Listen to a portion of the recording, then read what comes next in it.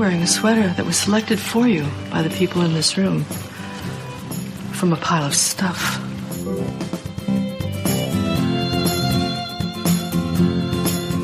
Give me a full ballerina skirt and a hint of saloon, and I'm on board.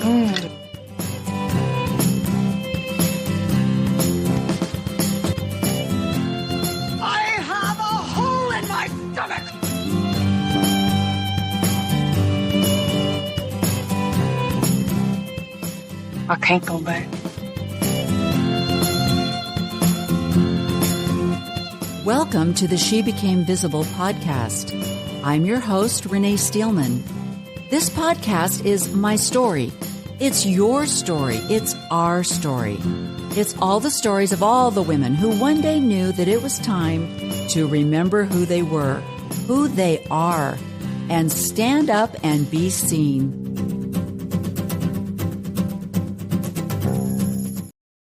Hello.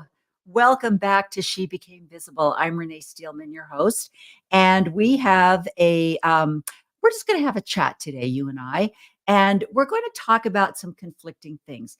The message that I primarily promote on She Became Visible is trying to help women over the age of 60 gain their autonomy, gain back their independence, gain back their belief that they have individual worth and that it isn't tied in with a role that was given to them by an outside source. And we're going to talk a little bit about that, but I want to make this a very broad brush today because I want you to know that I understand where most of you who are members of the Church of Jesus Christ of Latter-day Saints or who are members of a very fundamental evangelical church, or who are members of a sect of Christianity that you have been a member of your entire life. Maybe it's a cradle to grave thing. You don't know anything other than how you're living and the doctrine that you've been fed. And the idea of walking away from that is frightening. And I want you to know that I understand that. And I want you to know that I also understand that I was in a place of privilege when I chose to leave my fundamental faith. I was in a place of privilege because I had a husband who has chosen not to leave the faith. He is still a true believing member, very active, and we have been able to work it out in our marriage. That's number one. Number two, our children were grown. And we have 6 children altogether. We have 4 boys and 2 girls. 3 of our boys are not active in the church. One of our daughters is not active in the church. And one is still active in the church. And this allowed me to make a break without too much judgment from my children or any kind of alienation from my grandchildren. And that's a privilege. I understand that. Number 3, we had recently moved out of state. And so we were no longer in the congregation that we had been in for 25 years. And so these were new people that we didn't really feel a strong connection to, plus COVID. COVID separated people. And this gave me an opportunity to do a lot of research, to make some fundamental decisions without any kind of community surrounding me or indoctrinating me. And also it gave me the opportunity to make a decision without having a lot of responsibility. Even though our children were grown and gone, we did have one. Our youngest son was severely disabled. He lived at home. I was his primary caregiver, and I would get him dressed and ready, and we would go to church every Sunday. I could not do that during COVID. And it was very much an awakening for me because there was Zoom church and I was able to watch it from home. And I was watching Zoom church at home, as well as doing a lot of research on historical information about the Mormon church. And so it really let me take a step back and do some reflection without a lot of outside noise. So that was another privilege that I had. A number 4, or whatever number we're on, I was able to connect with a lot of other people that have left the church because now in 2022, 23, 2024, there is a very large community of people that have left the Mormon church and they have found each other. Plus, there is a lot of things out on the internet. So I have so much admiration for people that left the church in 2006, 2007, 2005, when they were literally walking into a desert. So I completely understand that I walked away at a time of privilege. And so for me to just say, what's wrong with you? And, if you don't believe in this, just walk away. That's very, very privileged of me to say that. And I understand that. The other thing that I wanted to acknowledge today is there is a little bit of a phenomenon of depression in older people. And this is what some of the things that you can find on the internet. They say depression is a mental health condition that can affect people of any age, obviously. Depression in adults over 65 is sometimes difficult to recognize as symptoms can be similar to problems associated with aging. So you might have a relative, parents, or someone in your community that might be showing signs of depression, but you might chalk it off as just, well, they're getting old. And more than 1 in 10 older people experience depression. The three main causes of depression in older people are poor physical health, social isolation, and loss. Aging does not make treatments for depression less effective. With the right treatment, you can recover from depression, whatever your age. So I understand that. And I understand that, let's say you have two out of the three. You haven't suffered a loss. Perhaps your spouse is still alive. Your children are still in your community.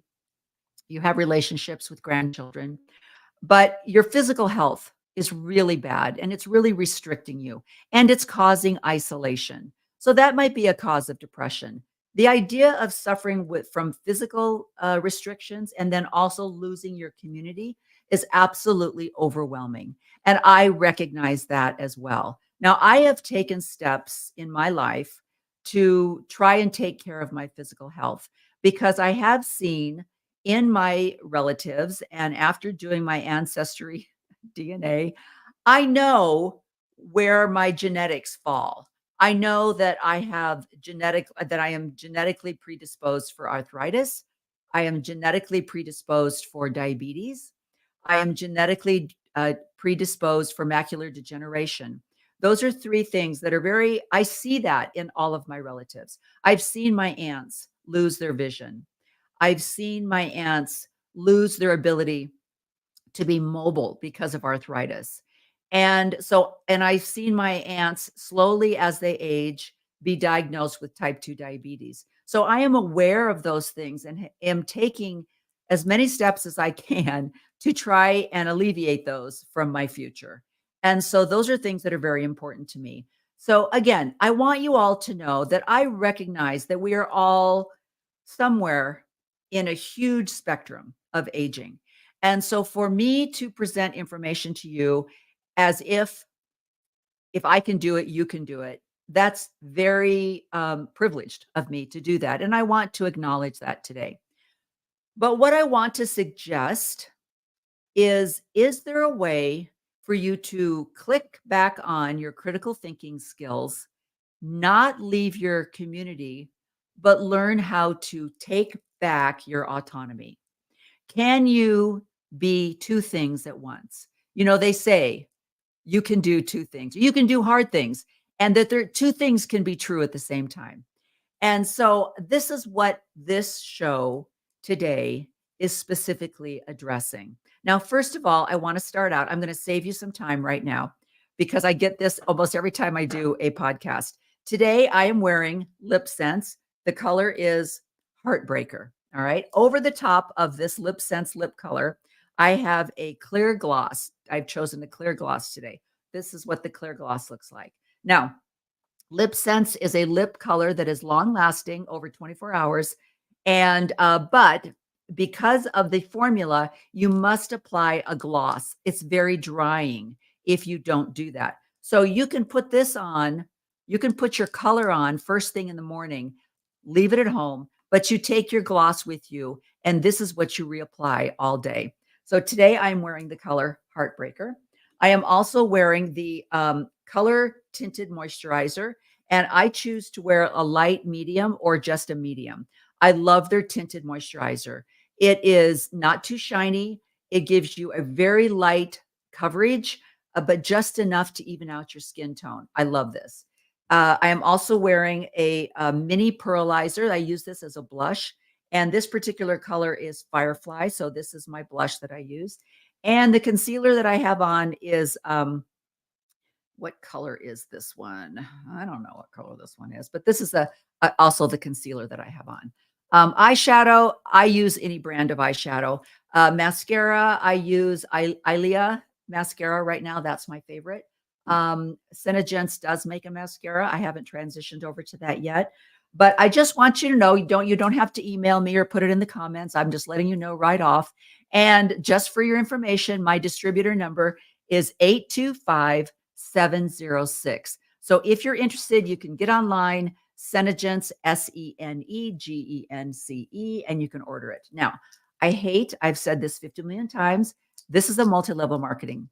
I hate that. Absolutely hate it. I ordered this years ago. 15 years ago, I got into Lip Sense and Senegence products. And I quit. I quit because I hate multi-level marketing. But the problem is I love the product. I go back to it. I'll try other products. I'll go to Sephora and I'll try other products. And then I end up going back because I don't want to put my lipstick on all day. I've already eaten breakfast and I've eaten lunch and I have not had to reapply my color. It's a great product. I wish it wasn't multi-level marketing, but I'm not interested in the multi-level marketing process. That's why I just want you to go online, order it, have it sent to your house. Happy New Year, Merry Christmas, Happy Valentine's Day. You don't even need to contact me. So there's my answer to the horrible, horrible business of multi-level marketing. So the other thing I wanted to remind all of you is my podcast and my YouTube is not financially driven. I am never going to ask you for a donation. I am never going to join Patreon. I am never going to turn this into a nonprofit because I am not doing this for financial gain. I am doing this for information. I also don't ever want to depend on my podcast for any kind of financial stability because I want the freedom to be able to change my mind. I want the freedom to research, do historical digging, fall into a huge rabbit hole, and change my mind. And so I don't want to have a lot of followers that are in one certain camp. And then one day I say, guess what? I've decided I don't believe that anymore. And all of a sudden, I've completely lost my source of income. I never want that to be this. But what I do want from you is a click to follow and subscribe. That's all I'm asking. Follow and subscribe. There is nothing financial that you have to do. One of the reasons why I left a certain group of people and went out on my own is because I didn't want to be tied to a specific subject or group of people. Now, having said that, you will find that almost all of my YouTubes and my podcasts are kind of ex-Mormon driven. Why is that? Because I joined the church when I was 12 years old. Of course, I was a child. My parents were baptized into the church. Missionaries knocked on the door. They joined the church, and I was a child, so I joined the church. And I had a great childhood. It was definitely a new learning curve. We had to learn new narratives, new verbiage. We had to join the bubble. We had to creep inside the bubble and learn how to belong there. But it was a great way to be a child and a young adult. And I also raised 6 children in this church. And a lot of it was because I did all of these things before the internet was invented, before historical truths could be validated. And since that time, since people can now go back, they can find diaries, they can find historical notes and things that were left, records. And a lot of the claims of the Mormon church can be debunked. And so, but when you have been in an organization from the time that you're 12, and I'm not going to get my calculator out, but I am currently 70 years old. So I resigned my membership from this church 4 years ago. So you do the math. But it was a and big part of my life.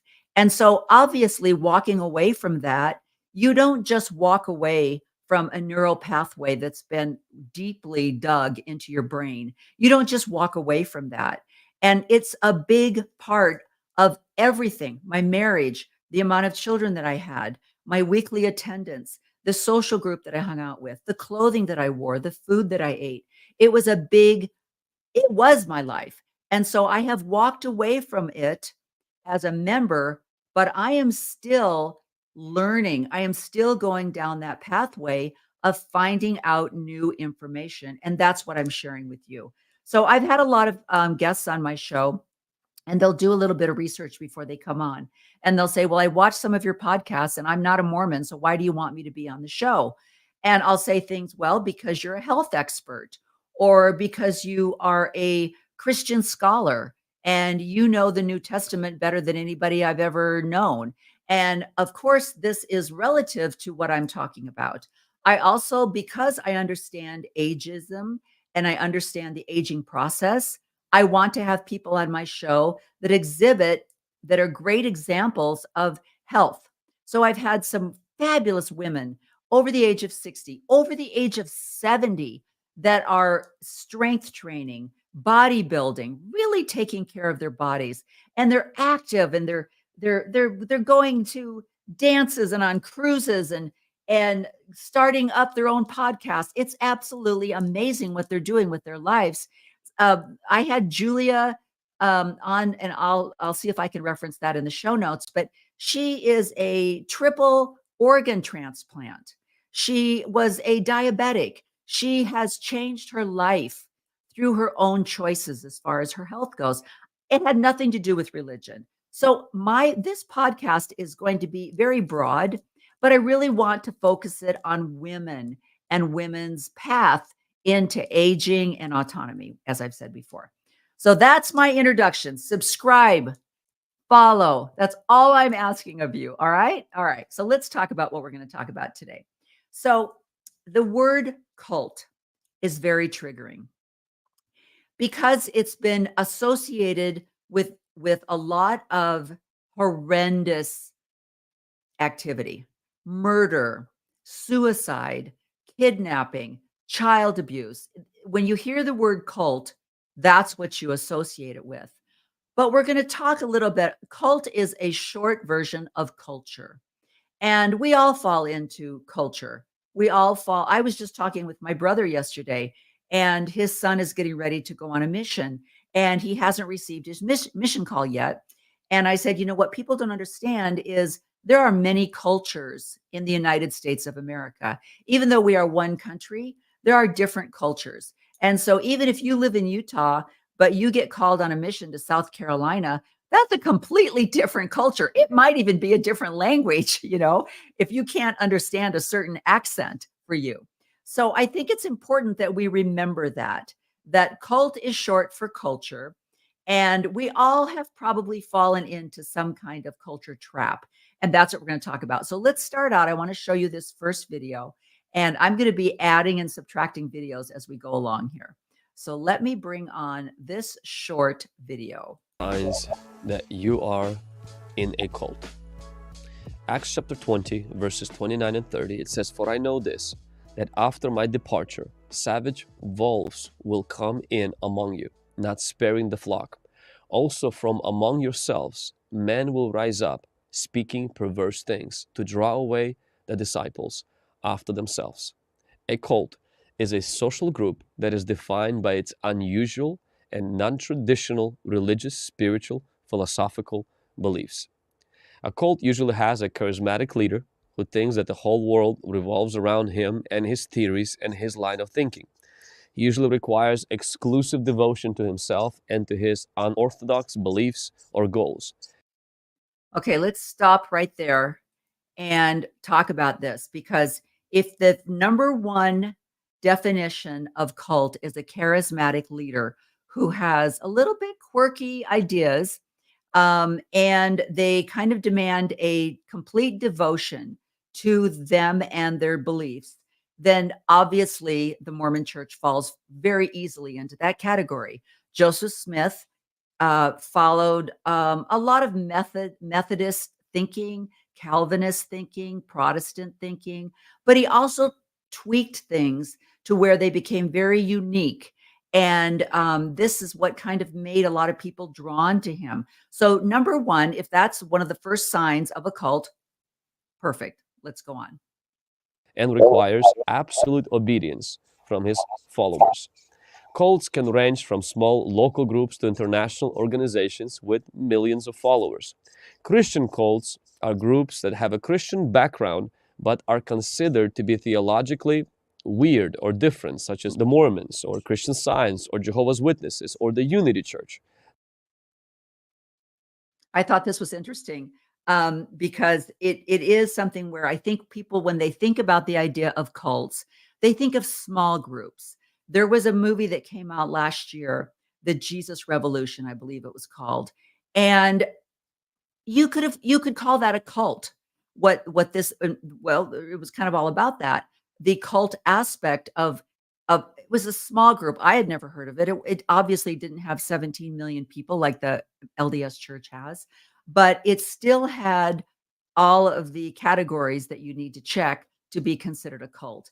And so there again, check, check. Here we go. Their beliefs deny some of the most fundamental Christian teachings. Currently, there's about 2,500 to 3,000 active cults in the USA today, and 1,000 more around the world. There's more women in the cults than men, and they're being recruited because honestly, they're most vulnerable, sometimes especially when they're passing through distressing emotional conflicts. Okay, once again, let's talk about that.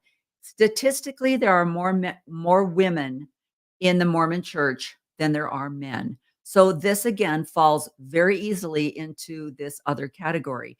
And why is that? Well, I'm sure there is a lot of science behind this, a lot of empirical data that would talk about women and their hormones, the way their brains work, their relationships with their children and their families. I'm sure there's a lot of reasons for that. But why do women fall more broadly into cults than men? And I thought that was very interesting because it's true. There are a lot of single women in the church. They're looking for community, they're looking for a sisterhood, they're looking for a tribe that they can feel safe in. I mean, we're not even going to talk about the bear or the man in the woods, right? But they can feel safe in the Mormon church. They can go to church easily. They can go to the activities that the church puts on, and they feel safe because they know that or they believe, I believe they think they know that they're safe. And obviously, there's a lot of, if you just go to floodlit, FLOODLIT.org, you can see all of the cases of Mormon men who have been charged with some kind of abuse. And so obviously, again, you have to have your own critical thinking skills turned on, which is what I'm advocating for today. But it is relatively a safe environment for single women. Hence, we have a lot of single women in the Mormon church. And I love how I continue to say we, even though I am no longer a member. It's just a habit, like I said, for all those years. Let's go on. And they are promised companionship, peace of mind, and security. Every cult usually has four main descriptions. One is they reject orthodox biblical teaching. They, believe that salvation is not by grace, or the cross of Jesus Christ is sufficient for the salvation of our sins. It's good works. Usually it's based on good works. Something along the line that it rejects Jesus's atoning work on the cross.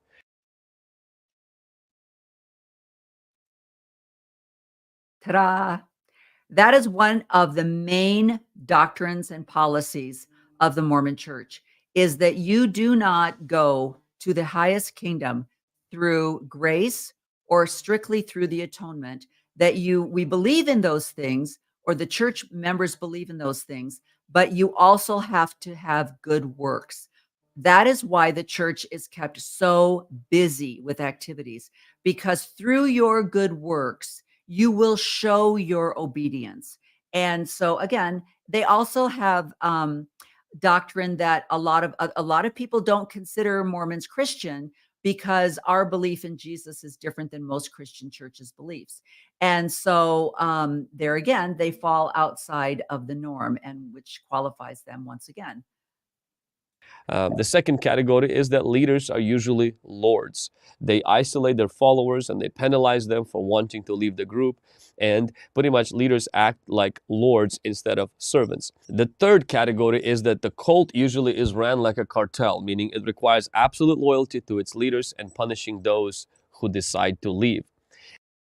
Okay. Do I need to say more? Punishing those who do not follow. I mean, I think the church is becoming a little aware that the things that they used to do are no longer acceptable by the world, because there is this little thing called the internet. And so now there are cameras, there are cell phones, there is recorded proof of excommunications, and the people are very free and open with why they're being excommunicated. Why are you being kicked out of this community that you've been a member of your entire life? Well, it's because you don't agree with some of the doctrine. You disagree with some of the cartel leaders, as he mentioned, who are in charge. And what's ironic is that years ago, people were excommunicated for things that are now being celebrated in the church. It's very unfair. And I know the world isn't fair totally, but when you have a doctrine that supposedly comes from God, that is now that people were excommunicated for, but now people are being celebrated for having those ideas, that is very confusing. And we won't even, I don't think we'll be talking too much about gaslighting, but that's one of the examples of gaslighting. And the fourth category is that the moral and legal issues are usually crossed. They consider themselves above the law. There's no financial transparency, nor oversight or accountability to anyone. So you may listen to that and look, man, when I go to a Christian. Okay. Again, check. The church was just recently found by the SEC for not filing the necessary paperwork on the corporations that they had formed. And it was illegal. They paid $1 million. The Ensign Peak, which is the legal corporation that the church owns, they were charged $4 million. So $5 million, which people will say, well, that's really nothing, but it is really something, because those are very high figures for what the SEC normally charges people. They were found because they aren't transparent with their financials. They're not transparent with what they do with your tithing dollars. And they are still under investigation for not being financially transparent. The other thing that's very ironic is that they will make a small humanitarian donation to something that's going on in the world, and people just fall out of their chairs. They're just like, look, see, we are a charitable organization. We are concerned with the poor and the needy and the widows. No, because in comparison to the amount of money that the church is spending on real estate right now, it's nothing. It is absolutely nothing. So this is the perfect, another check. The other thing that's going on, and I will just briefly see if I can do this. Let me see if I can do this, and forgive me if I can't.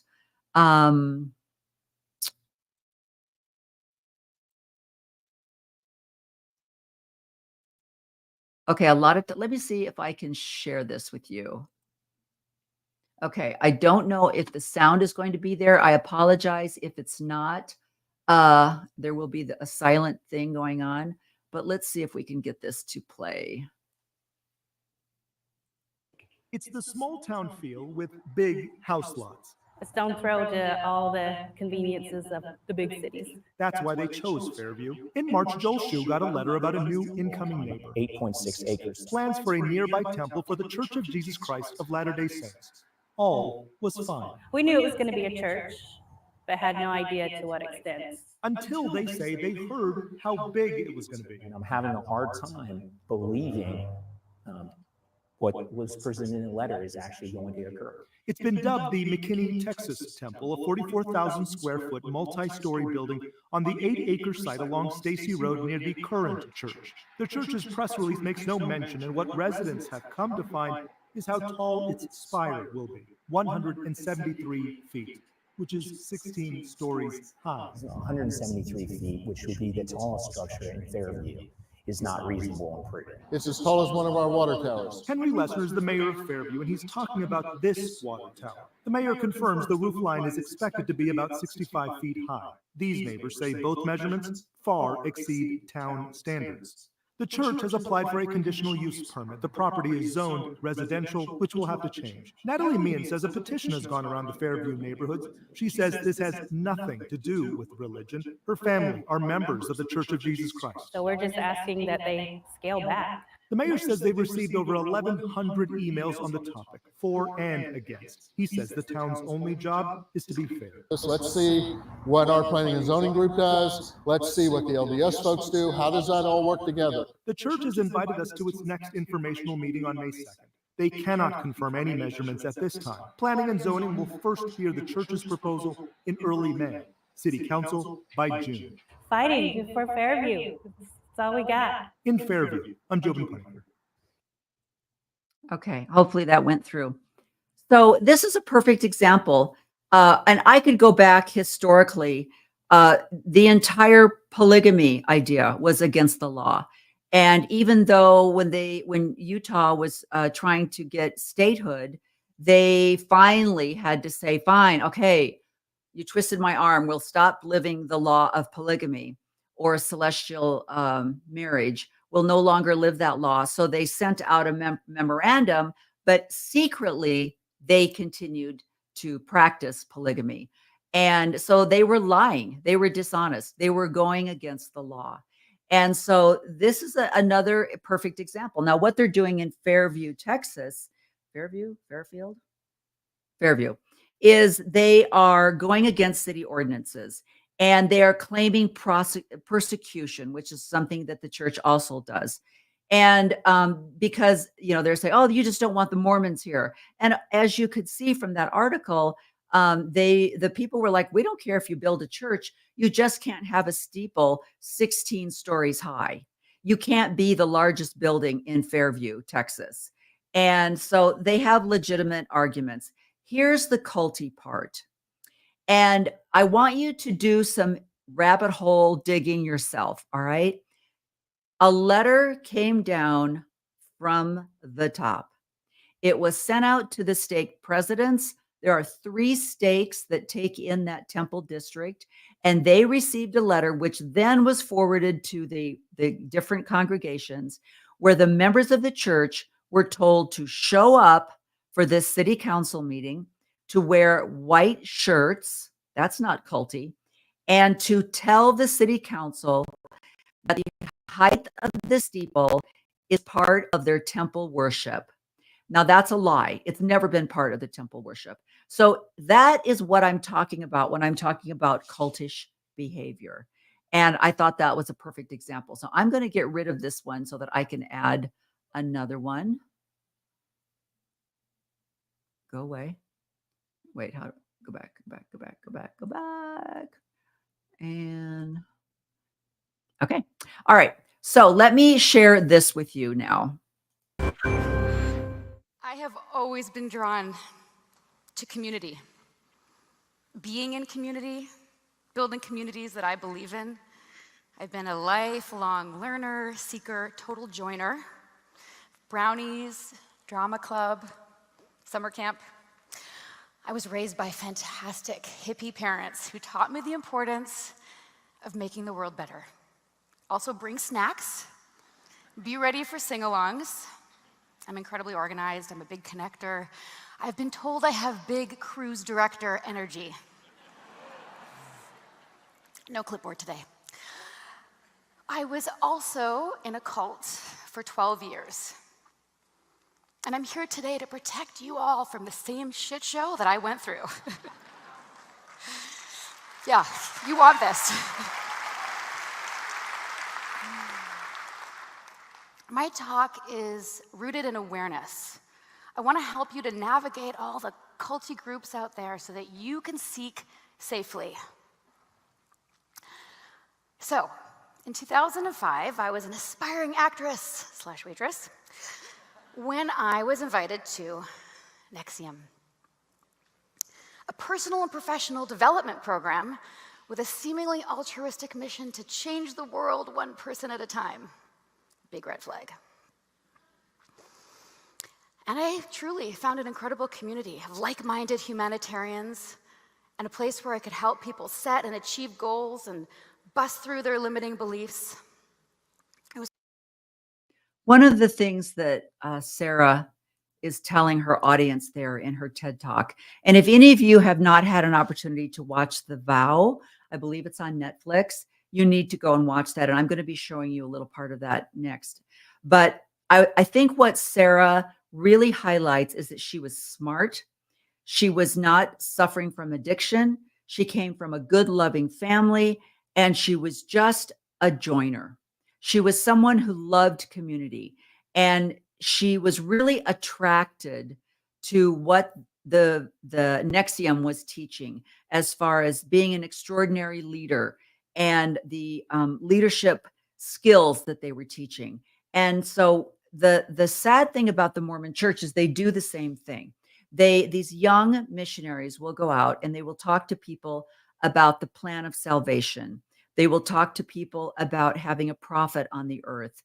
And these are all things that they may have read in the Bible, but they did not think or believe that this was existing or going on right now. A lot of people will say, why am I here? Where am I going? What is my purpose? I remember hearing Shirley MacLaine talk about that. I've heard people like Kathy Griffin talk about that. Why am I here? What is my purpose? Almost all of us have those thoughts. And when you have someone or an organization that can answer those things for you, it's very exciting. So let's go on. It's wonderful. But it was also a facade for something sinister, something that would take over my life slowly over a decade with a slow build of coercion, obligation, gaslighting, and control. It wasn't just a highly toxic workplace. This was a high control group, AKA a cult. But I couldn't see it. There were so many great things about the community clouding my judgment. I rose up the ranks, became one of the company's star recruiters. It was incredible. I thought that I'd found the best club ever. My people, the chosen family, but more importantly, a place where I had community and belonging. Those were things I was looking for ever since I was a little girl. I had actually wandered onto the path of self-reflection and transformation without any tools for navigating or protecting myself. But I was in deep. My actual friends and family saw less and less of me. As I'd spent more money on time and trainings, and my worldview got more narrow. My language became coded. I sounded like a NXIVM robot. Okay, let's talk about that. So what Sarah is talking about is even her language was different. And I want to give you another example. And here she talks about leaving her friends and family. Now, let me share an experience with you. I have a friend, and I don't have permission to tell her story. So I'm just going to roughly give you, because it's not a singular event. It's very universal. But this friend has not resigned at her membership, which I'll explain that in a little bit. But she no longer is active in the Mormon Church, but a couple of her children still are. And one of the beliefs of the Mormon Church is that if you are not married or sealed together as a couple through a ritual that is done only in a temple, then you are not sealed for time or for eternity. You might be married for this time on earth, but you will not be an eternal couple unless you go through the ritual and take covenants that can only be done inside a temple. So this believing child got married over the weekend. And because this friend of mine is no longer an active member, she could not go inside the temple to witness her child's wedding. And that is a punishment. That is a motivating tool that the Mormon Church uses to get you to be obedient to the rules, to pay 10% of your income, and to follow the leaders of the church. If you have to do all of these things to get what they call a temple recommend, then you can attend the temple and take part in these covenants that you will make and the rituals that are done in the temple. And so this is a tool that's used. It's an exclusatory tool. It is an elitism. Oh, you don't have a temple recommend? Oh, you can't go inside the temple? Well, you're not quite as good as we are. You should strive harder to reach that level of obedience so that you could receive all the blessings that we are receiving because of our devout obedience. So that's exactly what Sarah is talking about here. Isn't she amazing? She's so great. Was on the top of this grifty iceberg, a Nexium pyramid, and it truly haunts me to this day. How many people I brought in, my friends and family, who in turn brought in their friends and family through leveraged trust, till I had grown an organization so big, I could open the first center in Canada. Okay, what Sarah is talking about here is basically missionary work. When my mother joined the church in 1962, I believe it was, she came from a family of 7 siblings. There were 8 children in her family. As it turned out, her oldest sibling, the oldest child in her family, was a Mormon. She had joined the church years ago. I don't even remember it. I don't think I even know what her conversion story was. But because she was not missionary minded, she didn't talk about the church when we got together for family gatherings. So when the missionaries came knocking on my mother's door, it wasn't because of anything that Aunt Marilyn had done, but there was a familiarity. And then once my mother joined the church, my mother is more militantly minded. And so she became a militant missionary, and she went about converting a sister, a brother, and her mother. She also alienated all of her other siblings because she wouldn't stop being a missionary.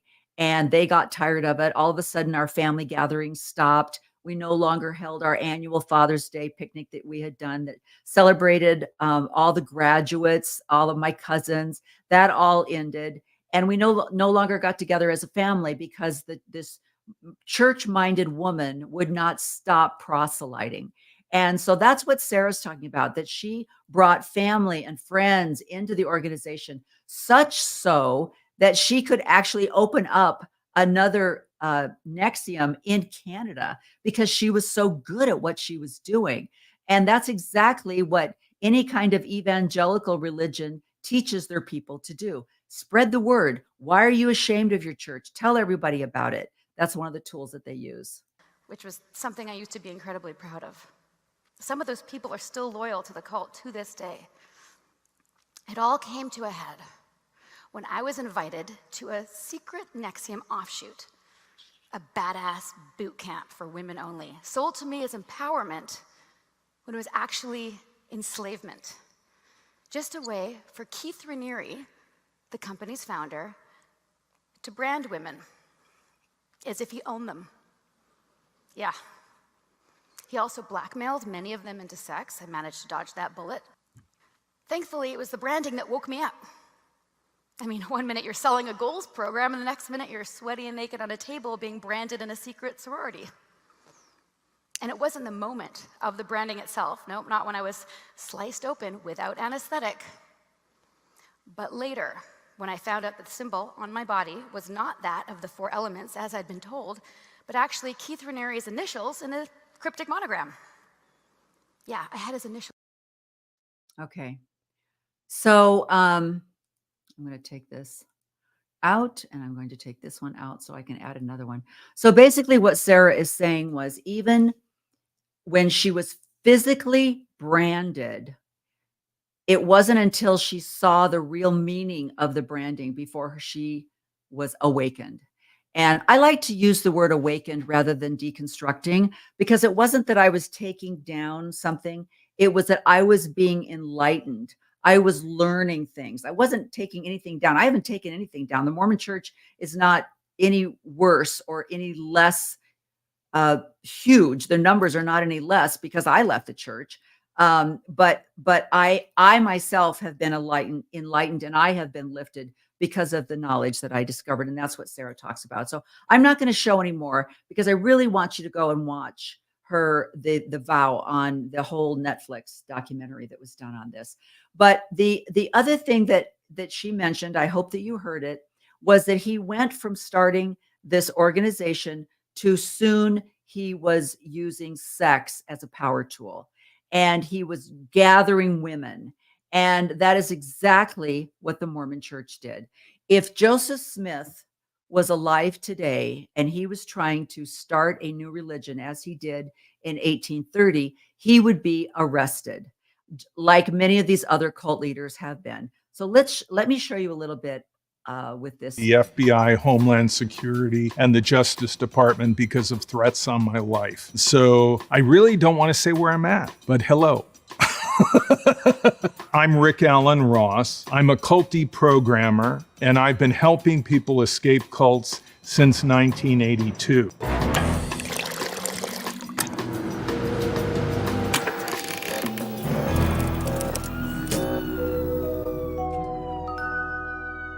Today, I'll be breaking down clips from TV and film about cults. This clip is from the vow. Our main emphasis, our main belief is to have people experience more joy in their lives. What does it mean if you're integrated? You're joyful. And part of it was like, this is cool. This is a code to understand myself. Anyone can be captured by a cult. I've deprogrammed 5 medical doctors. How does that happen? If you're in a position where you're isolated, you're alone, you're hurting, you're worried, and a group comes along and says, look, we've got the answers. We can help you. They've got to have something good.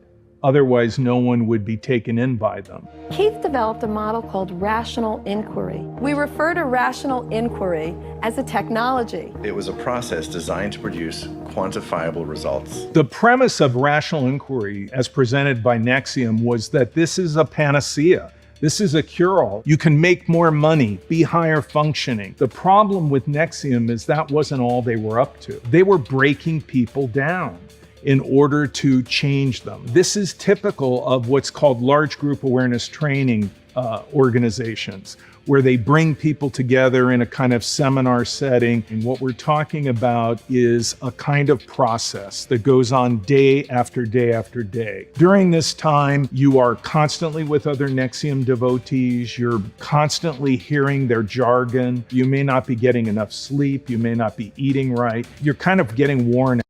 You're being... Okay.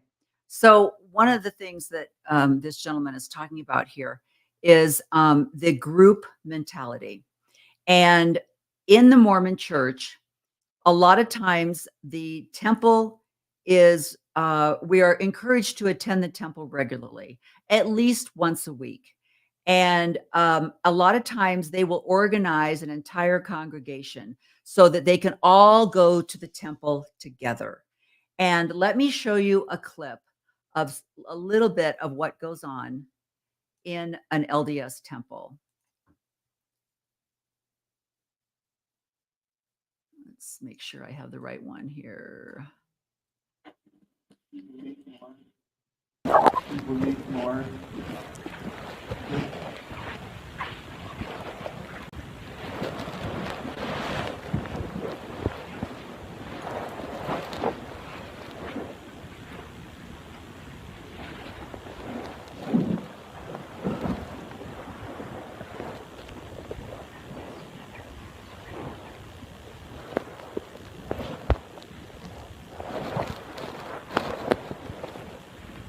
Use maybe brother.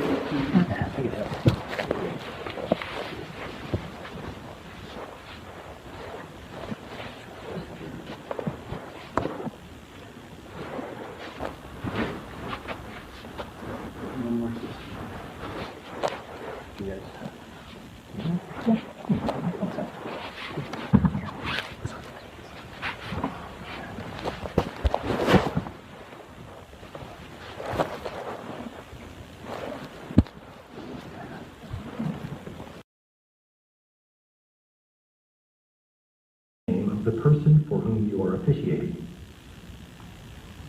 We will now make the sign of the first token of the Melchizedek priesthood, or sign of the name. This is done by bringing the left hand in front of you, with the hand in cupping shape. the left arm forming a square. The right hand is also brought forward, the palm down, the fingers close together, with the thumb extended. This is the sign. Okay, so what I've shown you is a secret hidden camera that someone snuck into the temple and recorded the temple ceremony. But didn't that look exactly like what was going on with Keith Raniere in the vow, where they've brought people together? They in the Nexium, they had sashes that the people would wear, and it showed what level of authority they had.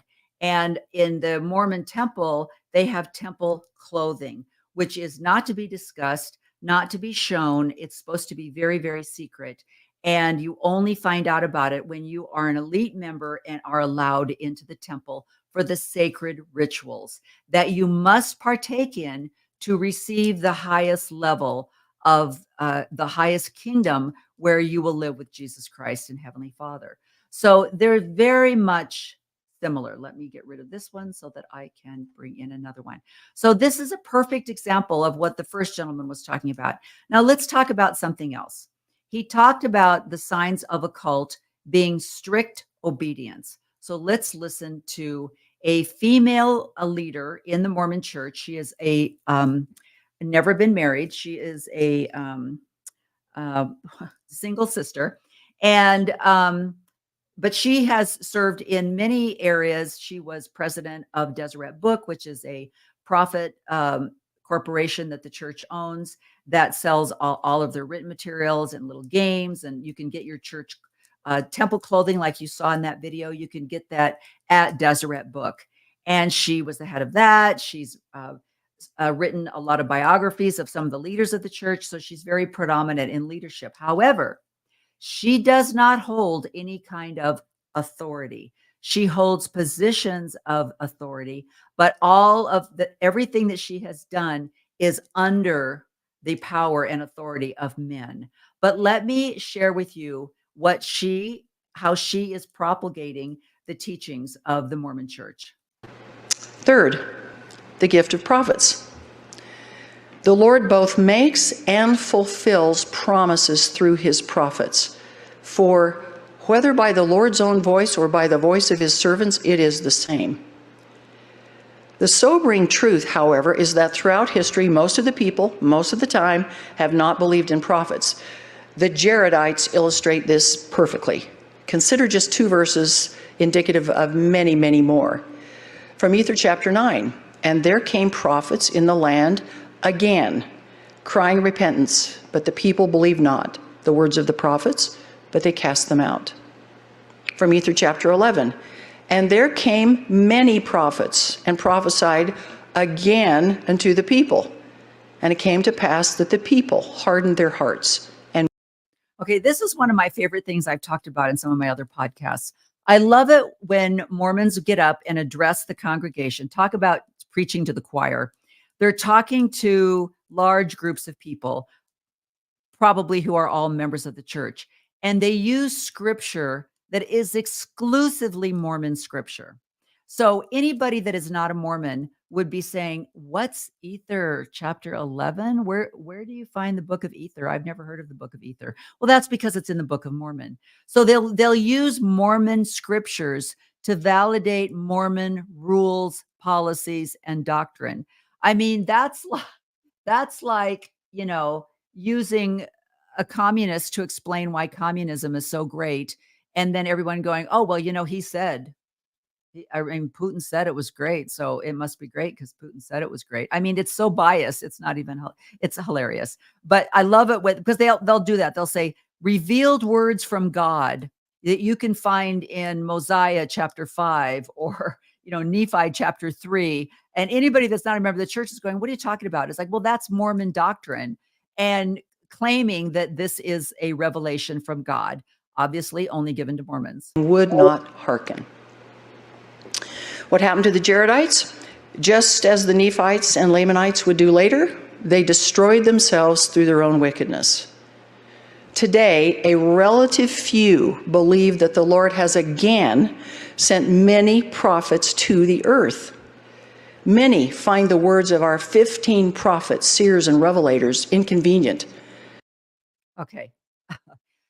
Do you notice anything about this group of guys here? These group of guys all dressed in white, these 15 prophets and revelators that she's talking about. Do you notice anything about them besides the white marble Jesus behind them? They're all white. They're all elderly. The man in the center, who is the prophet, is almost 100 years old. These are the men who supposedly speak for God. When a prophet on the earth speaks, he is speaking for God. That is a Mormon belief. And even politically incorrect. But prophets are under covenant to teach truth. They do not stoop to flattery, which is why they may seem unbending at times, especially with moral relativists who play to the crowd and deny the existence of absolute truth. Those who choose pundits over prophets make the tragic choice of choosing foolish and blind guides rather than seers, whose ordination allows them to see things we don't yet see and to detect spiritual subterfuge before the rest of us can. Okay. I can only watch so much of this, so I'm going to take Sherry off the screen here. So she is prophesying, or she's not prophesying. She is proselyting and saying that those who choose to not follow the words of the prophet have chosen wickedness and abomination and destruction. And so, but when you historically go back through the church history and you find some of the things that some of these prophets have said that are absolutely deplorable, they don't address those things. And I've talked about that. Go back to my last podcast and listen to it, where they will literally talk about racist, misogynistic, homophobic, all kinds of supposed doctrine that has come directly from heaven. And so I guess God is just a homophobic, misogynist, racist. I don't know what to tell you. So let me give you another example. About prophets, if you don't mind. Anytime the true church of Jesus Christ, the gospel of Jesus Christ has been on the earth, there has been a prophet. The Old Testament teaches us that God doesn't do anything unless he reveals his will through his servants, the prophets. It is one of the signs of the true church of God. The scriptures tell us so.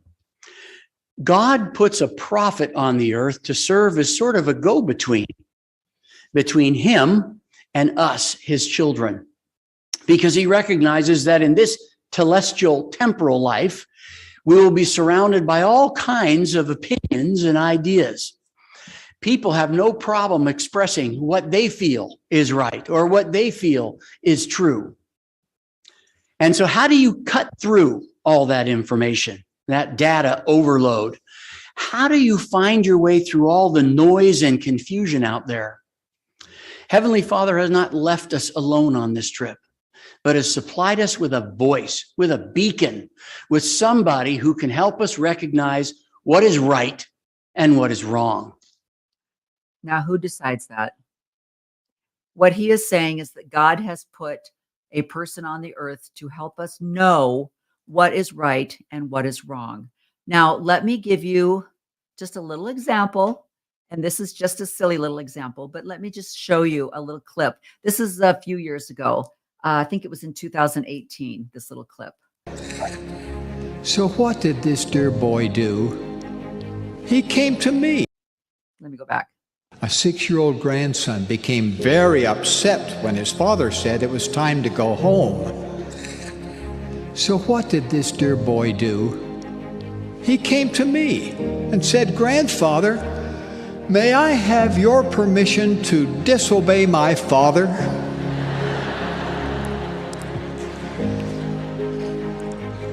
I said, "No, sweetheart. One of life's great lessons is to learn that happiness comes through obedience. Go home with your family and you will be happy." Though disappointed, he dutifully obeyed. We should pray in accord with the will of our Heavenly Father. He wants to test us, to strengthen us, and to help us achieve our full potential. Okay. So, first of all, let's address the language here. None of my grandchildren talk to me like that.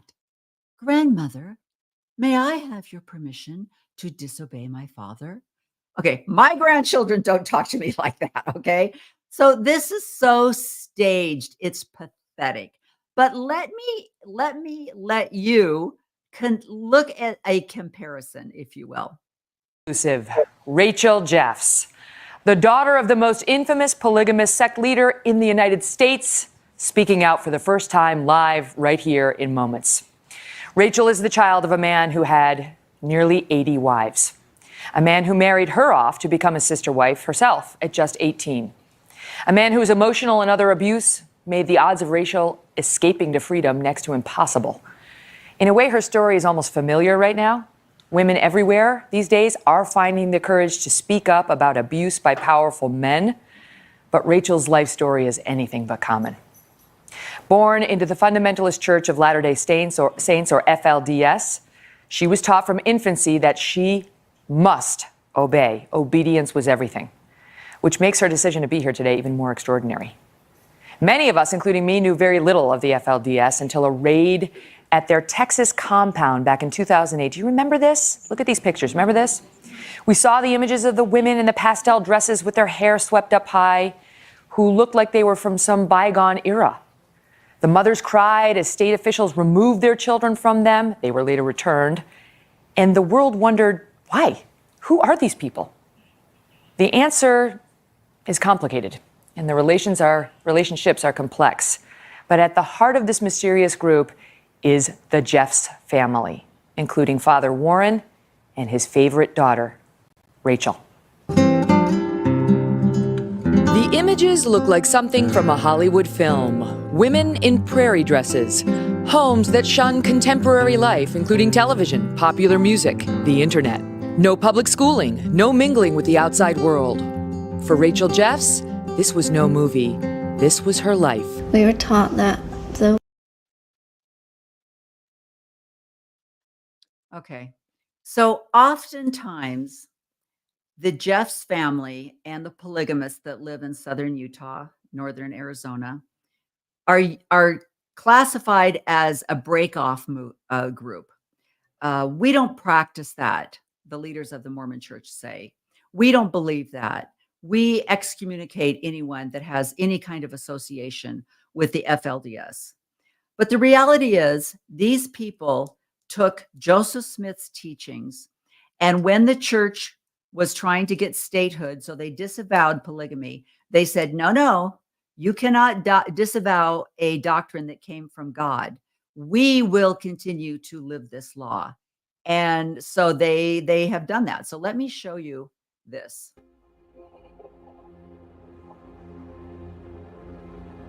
Joseph Smith, the founder of Mormonism, and his wife Emma, employed housemaid Fanny Alger, a teenage girl who lived in their home and helped with household duties.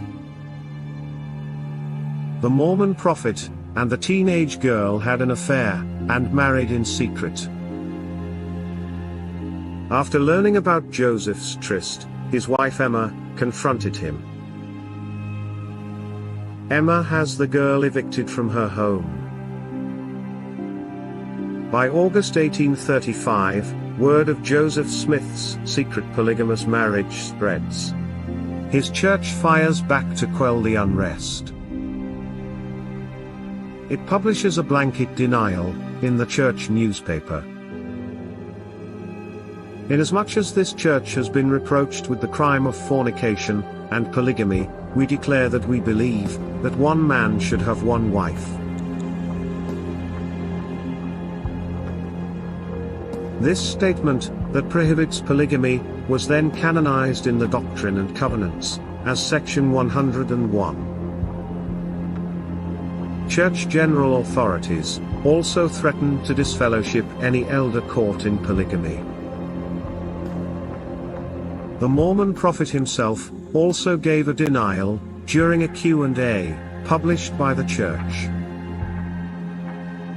To the question of, do Mormons believe in having more wives than one?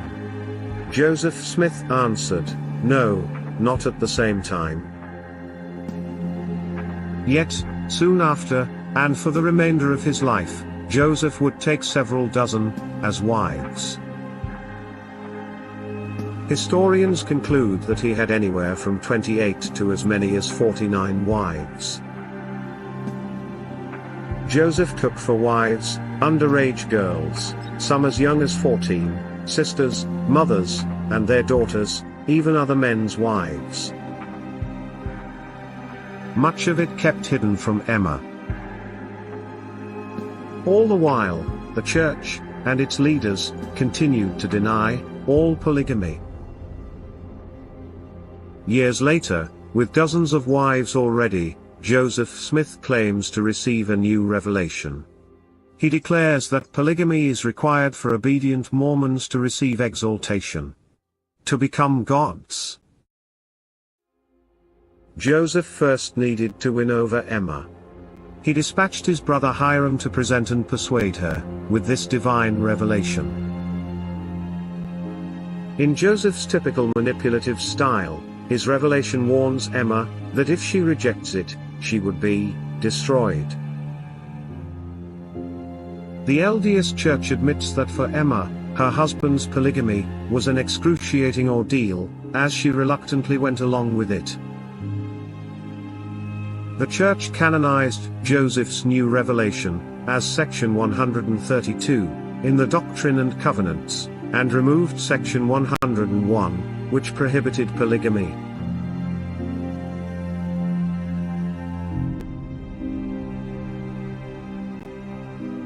Despite the new revelation, Joseph's church continued to deny polygamy. But not all in the church approved. First Presidency counselors William Law and Austin Cowles published an expose on what was really happening behind closed doors. Okay. So I'm just going to let you find that but this is another example of disobeying the law, thinking in their minds that God's law was higher than man's law. And so they lied, they manipulated, they published things, and then made claims that were untrue. Now they're doing the same thing today. They're telling these people where they're building. There's another brouhaha going on in Las Vegas. There's another one going on in a little city called Heber in Utah, where they're trying to build these very large temples with very large steeples that are completely against city ordinances. And they have enough power, they have enough lobbyists that they are able to install laws that will enable them to completely shun, civic laws and do what they want to do. There is also a very large group of what they call polygamy deniers, people who want so badly to hang on to their belief in Joseph Smith and the Book of Mormon that they deny that Joseph Smith ever did practice polygamy. And what I find so funny about that is they continue to go to church. They want a temple recommend. They want to attend the temple. And yet they don't believe anything that happened after Joseph Smith was killed. And so all of the prophets since Joseph Smith, they declare were murderers, conspirators. It just, the list goes on and on. It boggles my mind. I don't understand it. But the funny thing is, as it said in that thing, they don't take Section 132 out of the sacred canon of the church. The prophet and his first counselor, Dallin Oaks, both are polygamists. Both of them, their wives died, and they married virgins. And they are sealed to those women for eternity in the temple, where they will have at least 2 wives. So the belief in polygamy is still alive and kicking. They just don't talk about it. And that is just pretty much how the church works. So let me do a little comparison here. Community with several ponds and streams. We had, lots of recreational activities, including volleyball, basketball. By anyone's standards, Benjamin Risha had everything any child could want growing up. He grew up in the Tony Alamo Ministries compound in Dyer, Arkansas. As the adopted son of the self-proclaimed world prophet and his wife, Susan, he was treated almost like royalty. Life was really good. until I began seeing more and more physical abuse of my friends by Tony Alamo, where they would beat us for simple things like holding hands with a girl, or if we were caught kissing a girl.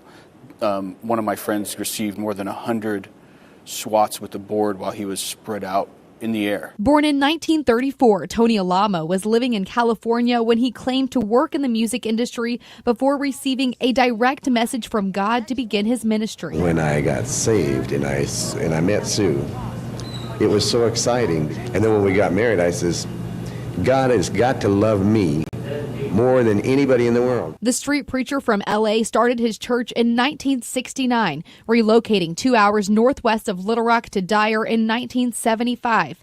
He expanded his anti-Catholic apocalyptic ministry into a multi-million-dollar network of businesses and property, manufacturing elaborately decorated jackets for celebrities. Risha's first doubts came at a young age after Susan died.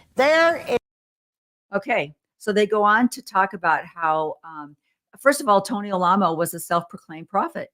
He, like Joseph Smith, claimed that God had plucked him out of all the other humans that live on the earth and was chosen to be the prophet. He had multi-million-dollar corporations. Who does that sound like? And he did the same thing that the Mormon Church does, which is he used the people that joined as free labor. He required them to donate their paychecks to the church. Now, the church is supposedly roughly over $200 billion corporation, and yet they still require members to donate 10% of their income, just like Tony Alamo did. But Mormons will look at this cult and they don't see the similarities. So let me go on. There's room at the cross for you. Tony Alamo and Susan also said that she would raise from the dead in 3 days.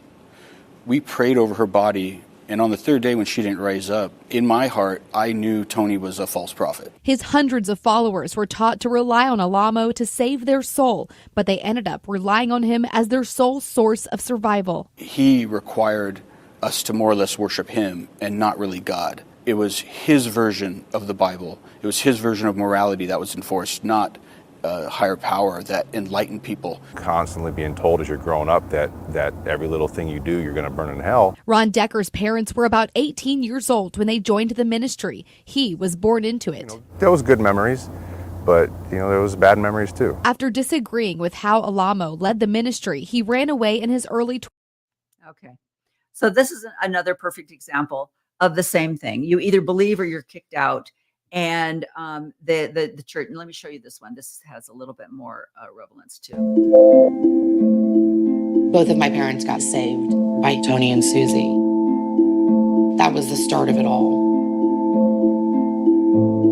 My dad was a really troubled kid. He became a drug addict very young. You were a junkie? That's right. You were on hard drugs? That's right, for about 5.5 years.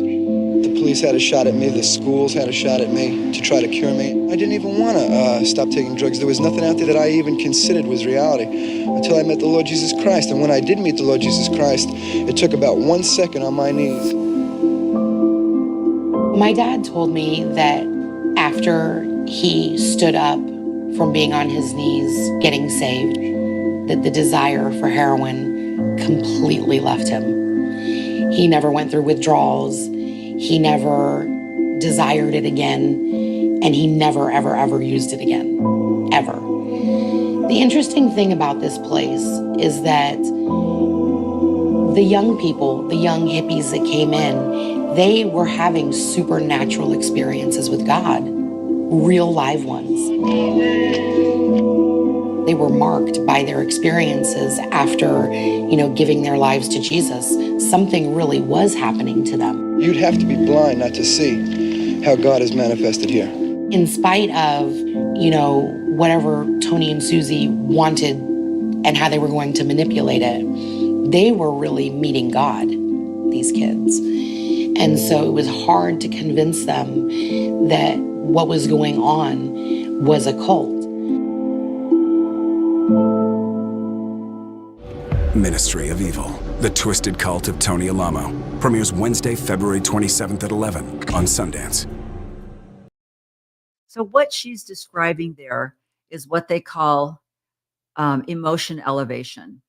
And it's a biological thing that happens in your body when you see something that's awesome or you experience something that you've never experienced before. So this elevation emotion that you feel is taken on or described as a spiritual experience. And so I've heard a lot of LDS people say, I understand the history. I don't believe in polygamy, but I've had so many spiritual experiences. I can't deny the Holy Ghost. And I get that. I understand that. And we were even talking, my husband and I were even talking this morning because I said, you know, when you have widows, young people that single mothers that are going over to the church and cleaning the building for free because the church decided back in the 90s, I believe, that bottom line, they could save a lot of money if they didn't have to pay a janitorial service. If they could get the members to clean the church for free, they could save a lot of money. And so they've convinced these people that this is a revelation from God, that they should go over and clean the toilets in the building, wash the windows, vacuum the floors, and clean up because it is a service to God. And he said to me, but you don't understand. These people that go over there, they are so happy that they're doing this. And I said, that's because they believe. They're being obedient. They're following God's principles that they've been told. When in reality, if a letter came from headquarters and the bishop over the pulpit said, we are now going to hire janitorial service to clean our buildings, but what we'd like for you to do is serve weekly in a food bank in your neighborhood, in your community. Every week, we'd love for you to do that. These people would get the same emotional elevation that they get from going over and cleaning the church for free. It's a matter of obedience and feeling good about what you're doing. So that's very interesting. So let me share another example with you.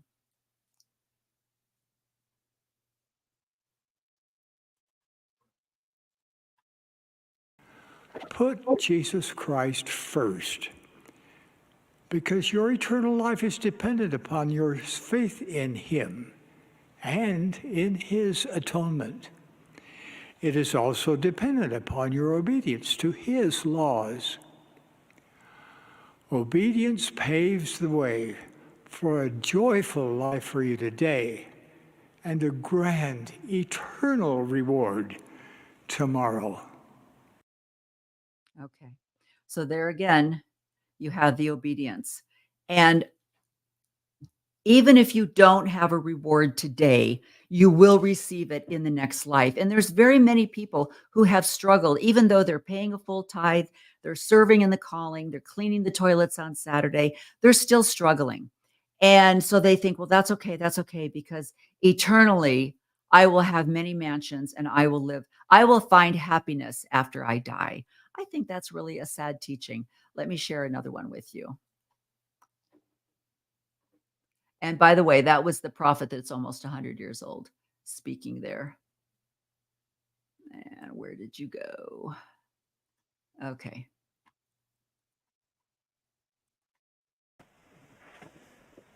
Members of glory, according to the desires manifested through their choices. Let me go back a little. Savior, who we are taught glorifies the Father and saves all the works of his hands, will send all the children of God to one of these kingdoms of glory, according to the desires manifested through their choices.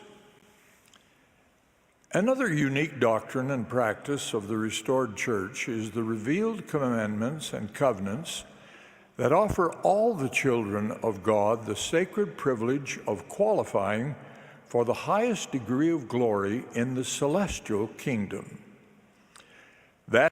Now, I wish that I could speed this up because it's so stinking slow. I can't believe how slowly he talks. But what he's saying there is, according to your choices, according to how you act, according to your works here on earth, you will be delegated to a certain degree of glory in the next life. So Mormons teach, and again, going back to the gentleman that talked about what is the symbol of a cult, a unique feature of the Mormon church is that we don't necessarily believe in, there again, here I am saying we don't, they don't believe in a heaven and a hell. They believe that there are degrees. And according to how you act here on earth, you will be delegated to one of these degrees. So, if you're not following all of the rules that the church sets out, that they haven't changed from yesterday, then you'll be in a kingdom in the telestial kingdom or the terrestrial kingdom. But now what he's talking about is if you want to live in the highest kingdom, in true heaven with Jesus Christ and Heavenly Father, you have to obey all of the laws that we will tell you are the laws directly from God. The highest destination, exaltation in the celestial kingdom, is the focus of the Church of Jesus Christ of Latter-day Saints.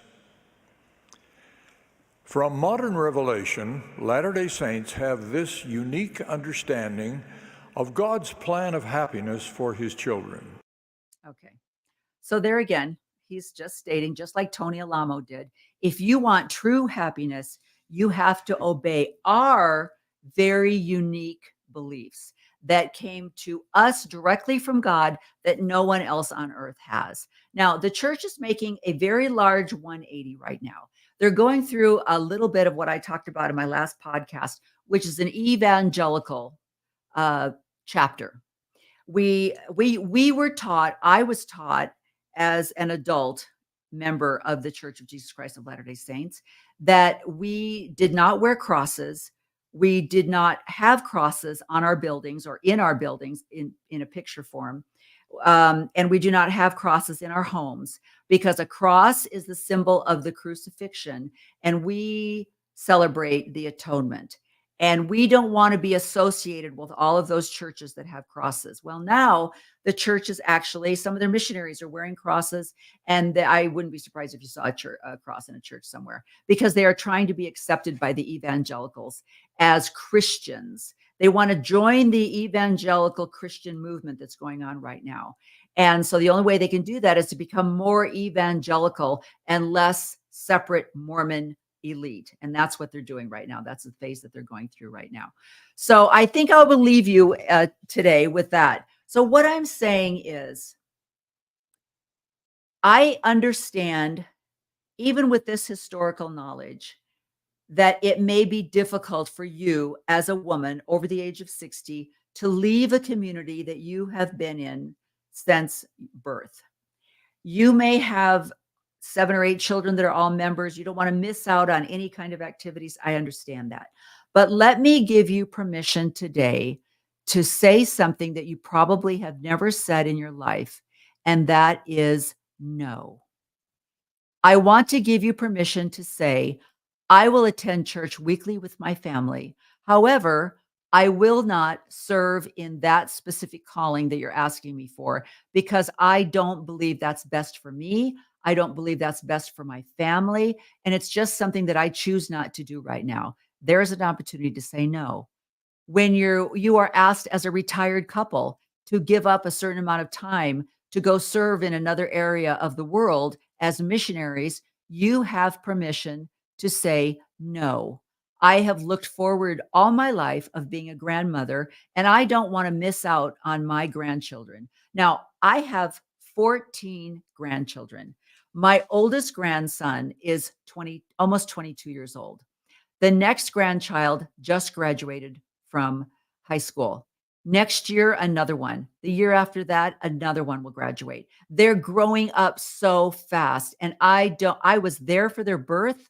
I want to be there for their graduations. I want to be there when they get married. I want to be a part of their lives. And I don't know a woman who doesn't want that. So I am giving you permission to say, no, I choose not to do that.